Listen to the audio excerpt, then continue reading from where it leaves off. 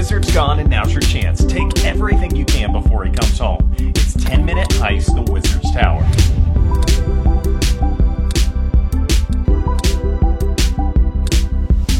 Welcome back to the Board Game Closet. My name's Jimmy. Today we're going to be reviewing 10-Minute Heist, the Wizard's Tower. This is put out by Daily Magic Games, the same people who brought us the wonderful Valeria world and all things that are Valeria.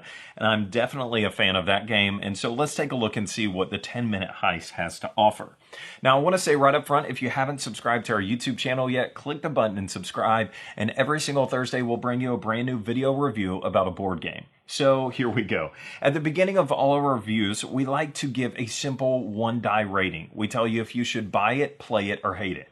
Green means go buy this game and add it to your collection. White means maybe you wouldn't buy it, but you definitely play it. And then red means you wouldn't buy it and you wouldn't play it because you hate it. So we'll tell you right up front our rating on this game, and then I'll spend the rest of this video telling you why I gave it that rating. So on this game, 10-Minute Heist, the Wizard's Tower, I give it a green. I think that you should go buy this game and add it to your collection. It is simple, fun, and we're going to talk about it and everything to do with it right now. So let's go. In 10-Minute Heist, the Wizard's Tower, you get to take on the role of an opportunistic thief. The wizard has gone off to battle, an epic battle, and he has left behind all of his wonderful items for anybody to sneak in the top, work their way down the floors, and hopefully get out without being caught, and hopefully compare your spoils with all of your other friendly thieves and see who made out the best. You set up the game. The tower, is based off of these cards, and the artwork on this is amazing. This is one reason why you should buy this game. The artwork is awesome. They don't duplicate anything. There are tons of cards in this. I don't know, 5 times 8, 40, probably 50 different pieces of artwork on each one of these. They're all extremely thematic. I think if the artwork had been cheesy on this, it might have tipped me to just play it, but the artwork is great to look at. You start building your collection, and it's awesome. So that's really pretty much all that you get in the game are the cards. You do have these thick cardboard pieces that represent the points that you'll get off of the sets that you're collecting in the game. And that's pretty much it. That's all you get in the game, but that's really all you need. And for such a small box game, it actually does take up a good amount of table space, so be ready for that. And I kind of like that. I kind of like that a little box game takes up a lot of space and it looks great on the table.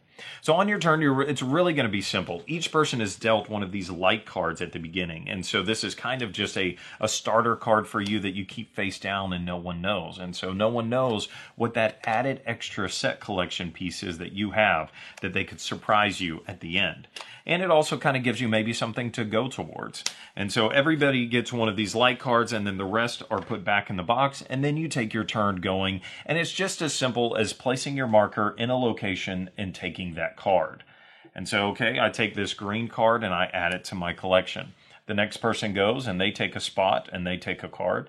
Now, on your turn, you can take anything on the same row that you're at, or any card anywhere down on the bottom that you'd like to go. You just can't ever go back up. So in the game, you're presented with some really interesting decisions because maybe there's somebody that you know is going to take an item that you need for your set. And so you might want to jump down and take that item before they get it.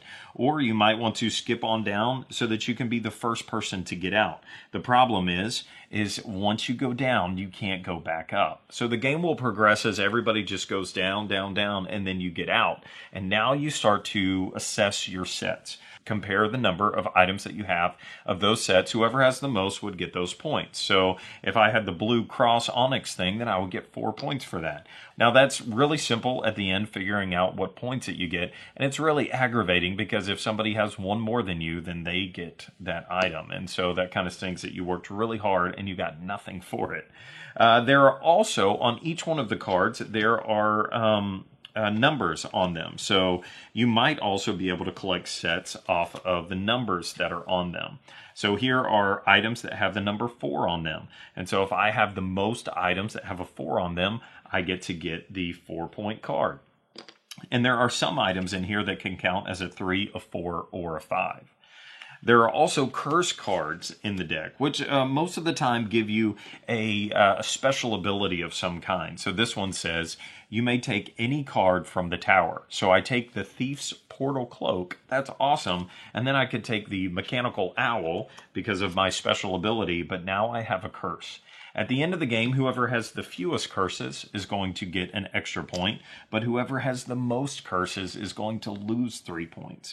And then there's also added points for whoever gets out first. So if you get out first, you get 2 points. But if you get out last, then you get -1 point. And so there's some strategy there. Maybe you want to try to get out first, or maybe you just want to be not last, because if you're second, you could also get an added point there. The game is really simple. There are some cards that have special abilities, and they even have an advanced variant with different cards that you can throw into the mix. And that's it. That's really the entire game. It's not that complicated. So reasons why I tell you that you should buy it. The artwork is great. The components are nice. And the gameplay is simple. It's simple set collection, so if you're not into that, this won't be your game. And you have to go into this game knowing that it is a 10-minute game. They tell you that right on the box. It's super simple. The only reason it will take longer than 10 minutes is if people are just really struggling to make decisions. And obviously, the more players, the more time that they might take trying to make a decision. So other than that, it's a simple game. This would be a great game to start the day, especially if you're doing some kind of a fantasy theme with wizards and magical things. Then maybe this is a great place to start with 10-Minute Heist, the Wizard's Tower. All right, that's it. That's all I've got to say about the 10-Minute Heist. We've got a lot more reviews on our website, BoardGameCloset.com. We also have an audio podcast where we talk about games that maybe we can't talk about on the show. I get to interview designers. It's a lot of fun, so check that out if you're into podcasts. And as Rod always says, if he was here, support your local hobby shop.